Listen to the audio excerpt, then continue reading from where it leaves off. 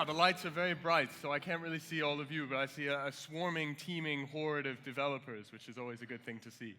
So today I'm going to talk about kids who code, young people who code, and something we call at Canno the computer arts. I should just start with a question, and for those who are milling around, maybe this will ping something in your mind. This is a question, maybe the first key question we all remember. What do you want to be when you grow up? Some of us would say we haven't grown up yet. Some of us are already a bit sophomoric or infantile like myself. And when I was asked this question at a young age, I gave this answer. I mean, who here has seen The Matrix, the original Matrix? Of course. After you see this, you immediately realize that developing engineering is sexy, and you want to cause a lot of grief to gentlemen like the previous speaker at Akamai, and you want to become a hacker. You want to see the secret codes that run the world and change them, break things. At a young age, I realized I was nowhere near cool enough to wear a trench coat, so I wanted to use code to make art. So I started making generative art like this, using a programming language called Processing. Processing 2 just came out. You should check it out. I wasn't very good at being a hacker. I wasn't being very good at being an artist. So later in life, I tried to become a journalist, which is sort of, I guess, world hacking. You try and accumulate as much data as you can, tell a story, edit it down. The best copy, the best prose is the prose and copy you don't write, as they say. And I was covering technology and business for Newsweek, New Republic, New York Magazine. And as a kid, I was also quite worried because of all these kind of interesting different things I was passionate about but not really that good at, that I would end up being unemployed, like 25% of people under the age of 25 in Europe. And you see why, right? There are 8.2 billion of these connected devices in the world. Most of you have them in your pockets now. You give them to your kids at an early age, 2 or 3. They're illuminated by this blue light. They swipe across this sealed screen, but they have no idea what's going on beneath the surface. We're putting these sealed devices in a generation's hands, and we're not allowing them to hack them, to change them. We're not making them feel like Neo. We're making them feel like, well, they're in the Matrix. They have no idea what's the language, the rhythm, the motion that is governing their day-to-day lives. We're creating a world which is designed by Apple in California, a small subset, a 1% of 1% of geeks, people like us, who can read the code, understand it, see the patterns behind our day-to-day reality, but most of us can't. 8.2 billion connected devices in the world, only 50 million of us can talk to them. It's a future that worries us at Canno. At Canno, we want to give the power to create technology to anyone, anywhere, and we're starting with young people between the ages of 6 and 12 because it's when their minds are most curious, their minds are most open. And so a couple years ago, we came out with a build-your-own computer encoding kit, which was supposed to be as simple and fun as Lego. And there's a video here of what the kit can do. You build a simple PC, you build a speaker, you flash some LEDs. The computer, based on the Raspberry Pi 2, comes to life on a screen in front of you, and you start to code. Music. This is a video here. Can we press play? Maybe not? Maybe not? No? I'll give it 5, 4, and then I'll move on. There we go. So this is how to make a computer according to the Canno kit, which is 99 pounds. You can get it right now. It's a good stocking stuffer. While it's going on the screen, I'll try and race Imarni, 9 years old, to build it myself. So 32 pieces inside the kit. Originally, when we started, we were in a little flat in North London, and every piece in the kit was off the shelf. We didn't do any of the hardware. What we did was we wrote a book, a simple story, step by step, page by page, one action on every page. This is your little computer. It looks a bit complicated, but you can make it yourself and use all its powers. The first versions of the Canno kit were prototyped on the floor of playrooms. They weren't taken to IDEO design labs or Frog conferences. It was with real kids in real playrooms, real classrooms, with Arduinos, Raspberry Pis, Beagle boards, QB boards. The whole goal was just to use a simple story, good metaphors, and excellent storytelling and design to unlock the power that was already inside these maker tools. We all hear about the maker movement, but it's really not, it's not accessible to most people. For most people, becoming an engineer or a programmer is about becoming a millionaire or building an app or working in an air-conditioned, beautiful, multicolored building in San Francisco and getting free quinoa in the cafeteria. It's the wrong message. What we should be saying to the next generation is, code is a creative art. Code is a way of thinking about the world, a way of understanding the world. It's a way of making a game, a piece of music, It's a way of leveling yourself up. So that's the Kano kit. It comes together quite quickly in front of you here. I'll do a little demo on stage. This was the first step for us, a simple hardware kit, and it came from a challenge from my 6-year-old cousin, Mika. He's there. He had the Pi, and his challenge was very simple. Can you make this as simple and fun as Lego? So no one teaches me how to build it. And that was important. No one teaches me. This is the generation that wants to teach themselves. You look at this latent curiosity that this generation has to look below the surface of these sealed screens. And it's not just kids, by the way. We live in this world, this incredible time in history where, you can get the 4G internet at Mount Everest Base Camp. You can learn almost anything for free online, from how to weed your garden to how to build a nuclear reactor. But the tools that govern and channel all this knowledge, they're locked, they're closed, they're sealed. Even the ones that are open, like Android, the prevailing operating system on Earth now. Who in the new generation actually realizes that they can look into the code that runs their Nexus 5 and change it if they want, redistribute it, even sell it. 8.2 billion connected devices, 50 million of us who can talk to them. That's a much bigger driver of inequality in our view than the big banks. I was covering finance for Newsweek. People were railing against the big banks, and good, yeah, blame them, but also blame us. We've kept a secret knowledge from the mainstream for far too long. We've been, monks illuminating manuscripts. There needs to be a Gutenberg Bible for computing. The Raspberry Pi, this is just the first Raspberry Pi, 4 times more powerful than the Cray supercomputer, the most powerful computer in the world in the early 70s. What if you turn that into Lego? That was essentially Mika's challenge. This was the first version of the storybook that went in the kit.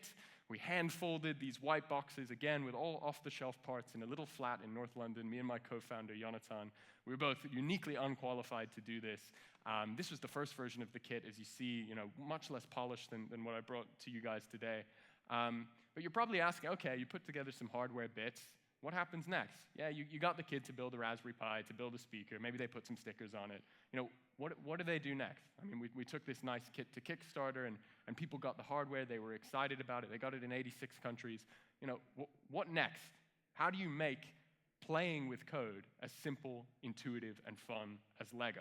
Well, there's a little video now as well of the very first prototype of something we call Canno blocks. It's based on things you might be familiar with, Scratch, visual programming languages, where parts of a program are represented as sort of jigsaw pieces that you put together.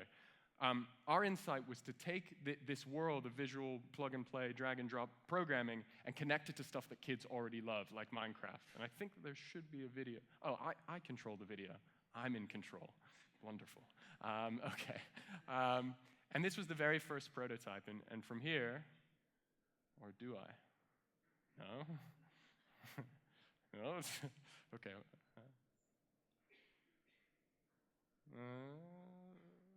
Okay. So the code blocks that you drag, side by side, in front of your very eyes, they create real Python, real JavaScript, and that gets pumped into your favorite games. This was running on the Raspberry Pi 1, a very slow board. This software, we were deep into the shell to get this to work, and finally it did. And we put this in front of kids like Mika, and they were making volcanoes in Minecraft, castles, magic carpets, water slides. And so we had a little bit of a formula, a Lego-style code-playing framework on top of a Lego simple computer kit. So that was the first piece of bread was the hardware. The meat inside the sandwich was this sort of simple coding framework. But what came on top? So, we started to talk to kids in schools around the world. The first kit after Kickstarter, it shipped to 86 countries. So we went to places like Senegal, South Africa, Mongolia, of course the States, South America. And at first, we tried to get them excited about programming apps, looking inside the brain of a computer, but they kept asking us, what is code? What is computer code? How does a computer talk in a way that is different to a person? So we started using metaphors and analogies. We told them that the alphabet is a type of code. Numbers, just a decimal counting system, that's a code. The musical staff, that's a code. These things from the real world, right? These things that the mainstream can connect to, that give them a way into what we do day to day inside the brain of a computer. And of course, on the device itself, a Debian Linux-based OS we call Canno OS. There were 500,000 lines of code that we open sourced and upstream back into the Raspberry Pi community. Countdown says I got some time here, so now here's the final piece of the sandwich that I wanted to talk to you about today. It's called Canno World. Who here has read a book called The Carnival and the Bazaar, about the relationship between open and closed technologies? Yeah, cool. Yeah, one person. Awesome. Creativity requires a carnival. It requires bouncing ideas off of others. And what we found is we were constrained in some ways by the Kano kit. Kids built their own computer with the simplicity and fun of Lego. They made their own programs by plugging pieces together. They were making artworks, pieces of music, games. But they couldn't get feedback from one another. I don't know about you guys, but when I was 10 or 11, I went online to try and learn how to program because I wanted to be like Neo. I ended up wading through 2,000-word blog posts that I couldn't understand. I ended up in forums where I would ask, questions, basic questions, and I would be griefed. I would say, I'd ask a simple question, someone would come back, "Oh, you don't know that? What are you, 11 years old?" And I'd be like, "Well, yeah, I am 11 years old. Like, what's the problem with that?" So we created Canno World to be the most simple, fun, and safe place for any kid in the world to come and create with code, to learn with others what the power of code can unlock, not just for their professional lives, but for their creative personalities. We've since had over 8 million lines of code shared to the platform from 86 different countries. Kids are making incredible things, and the example that I wanted to demo for you guys today is a creative coding app we call Make Art. And if you want, you can load up on your devices now world.canno.me and art.canno.me to check it out. So art.canno.me, Make Art, is basically a digital easel to learn code by painting characters, fractals, heroes, landscapes. As you type on the left, real colors and swashes appear on the right. So this was a creation a few weeks ago, just a simple skull made out of a couple shapes. The language on the left is CoffeeScript. As you go through your tips step by step, you get sound effects. It's deeply gamified. You unlock creations based on what you've actually made inside. Someone made a skull. Another kid saw it. They forked it. They copied and pasted the code. They made this. Gave it a cool crown, a scepter, a necklace. And you see this kid is a little bit more sophisticated. They're using loops, variables. They're not just putting ellipses and squares in place.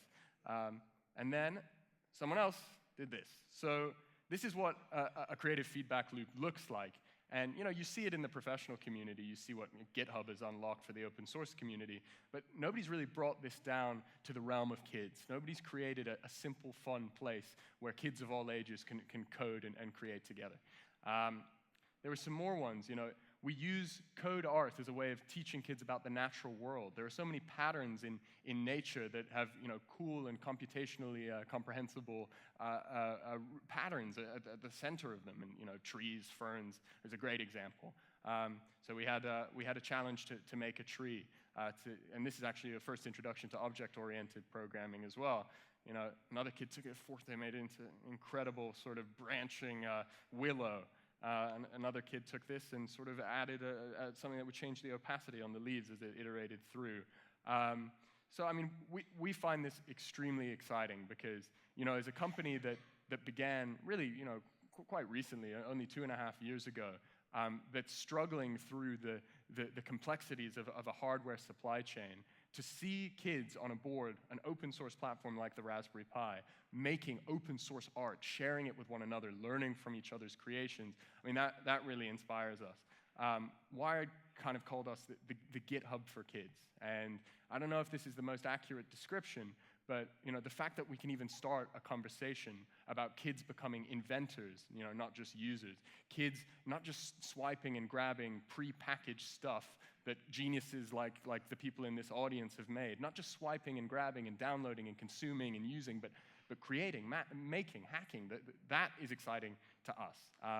And we're a new type of computing platform built around that principle, that kids want to create technology, not just consume it. So let's see if I can show you a quick example before I close here. This is, I can't come back to this after I switch to the device, so I'll just give this little anecdote here. So this picture was taken from the International Space Station, which, the laptops on the International Space Station now run Linux. They run open source code. I mean, that was a wonderful moment, I think, for the history of all of humanity, to think that the ideas running these essential elements of our most incredible human creation, this castle in the sky, to think that those ideas were written and shared and edited by hobbyists and amateurs and professionals, but by people who were passionate about open creativity. To think that that's orbiting the Earth now is exciting. What's being photographed here is the African continent, Africa. And you see, lights coming up around the Nile. In the next decade alone, you're going to see 1 billion people come online in Africa. And a lot of these people are jumping, skipping rungs on the technological ladder. They're adopting open platforms. They're using what we would call maker tech, like Raspberry Pis and Arduinos. How are we going to introduce this generation, this next generation rising in Africa, in East Asia, to technology? Are we going to do it through the medium of a sealed screen? Or are we going to take the example of the International Space Station, say, okay, you guys, we trust you. Look at the code, change it, share something cool, create something that represents your personality, not just your aspiration to make money. That, to me, is a nice mirror. And now let me just switch to the Kano to maybe fork a piece of code art. So there's our screensaver. Let's see if this works. So this is the Canno OS. It's built on Debian Linux. We've built a complete end-to-end operating system on top of the Pi. And I'll show you Canno World as well. Now, every share on Canno World, and let me see if I can get some cool examples here. Every share on Canno World is a tutorial as well. And this was a pretty difficult feat, and we're just at the beginning, so I'll show you an alpha today. Shares are automatically converted into a series of steps for other kids to follow. So you're not just forking a creation, a piece of code art, when you load it from Canno World. You're getting a generated series of step-by-step tips that show you how to make it. Wow, that one's cool, huh? That Halloween-y one there. So there was one guy at the top. Maybe we can help him out. By the way, this kit, it's available now. It's $99. You get the whole OS. You get an access pass to Canno World as well. Kids on the platform are doing incredible things. If you have kids, or if you're just curious for yourself, it's a great present. And you can help keep a sort of mission-driven, slightly bonkers project like this afloat. So this Andrea, she, I think, is saying, please follow me, please, please, please follow me. Imagine something like that being said on GitHub. Please follow my creations. I want your feedback. I want you to help me learn. So maybe we can help her out. So I've loaded up her share here in this CoffeeScript-based make arts. Why don't we make some changes? We'll just make this red. You see, is anyone familiar with the design work of a chap called Brett Victor? Just raise your hand if so. So we took a lot of cues from him in the design affordances of this. So if I click here, I get highlighted all the variables of the same type. Can change them immediately. I get side-by-side editing. What should we say to Andrea? Let's say, what should we share to the platform? Let's say, Web Summit. And then we'll help her out. Follow. Just get my signal here. There we go. I feel like I'm sort of holding up a tablet of 10 commandments or something. Okay. And Andrea, follow her. And if we had more time, maybe we could do a cool generative tree or maybe a nice little gradient. But for now, let's just share this to the platform. Title, love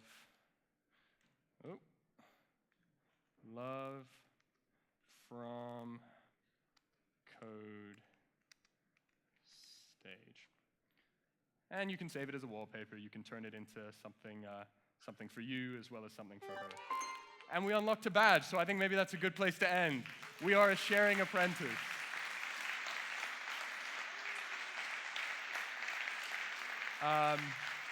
Thank you.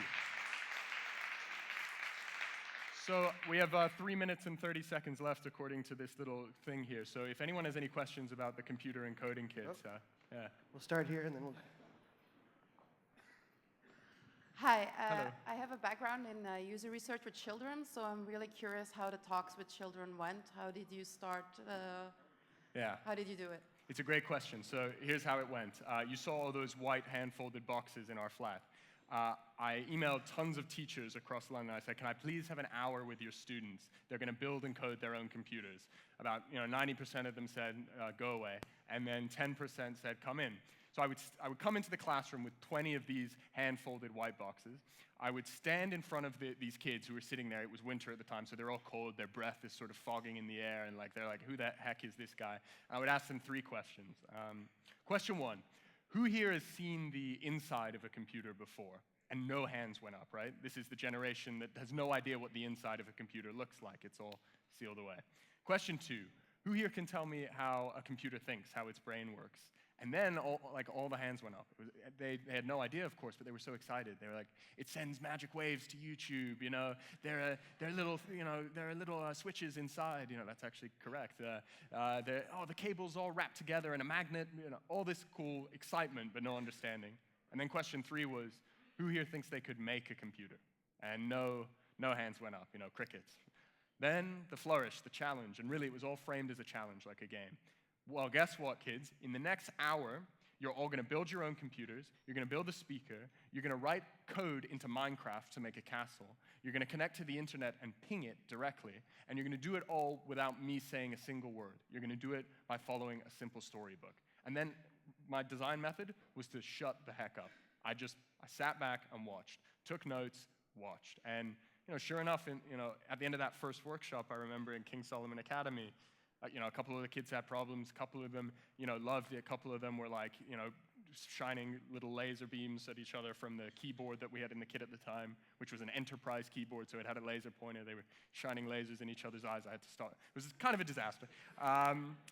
But one kid came up to me named Khalid, and he said, adults, they think we're a bit incapable because we're so young. But today, we made a computer, and we brought it to life with this matrix code, and that makes us super children, he said. Super children. And that was like, okay, if we're going to create a generation of super children, maybe some retinas will be burned out by laser beams. That didn't actually ever happen, by the way. But yeah, you've got to show up with something open, human, and don't prime the experience too much. Yeah, open ear. Thank you. Thanks. Okay, so I'm involved with some organization to teach kids how to code. Name is Coder Dojo in Galway. Yeah. And I don't know, is there like an opportunity, like a forum online that we can get questions from these kids and try to get them tips or solve their problems instead of them going like on Stack Overflow and get them, I mean, we'd love to have you guys on the platform. We've done a few Coder Dojo workshops in London. It's a great organization. Anyone who wants to get their kids doing great coded creativity projects after school, Coder Dojo. The best place to go would be world.canno.me. We've got a forum, got all those creative apps, make art, make Pong. You can make your own version of the classic game Pong.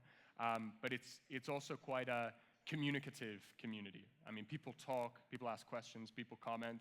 And it's a safe place as well. We moderate it. We make sure all the content is above board for kids.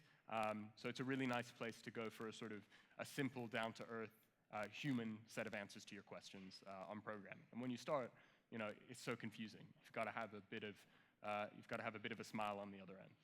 Yeah. All right. Unfortunately, we're out of time for questions, but thank you very much, Alex. Thank you. Thank you for having me.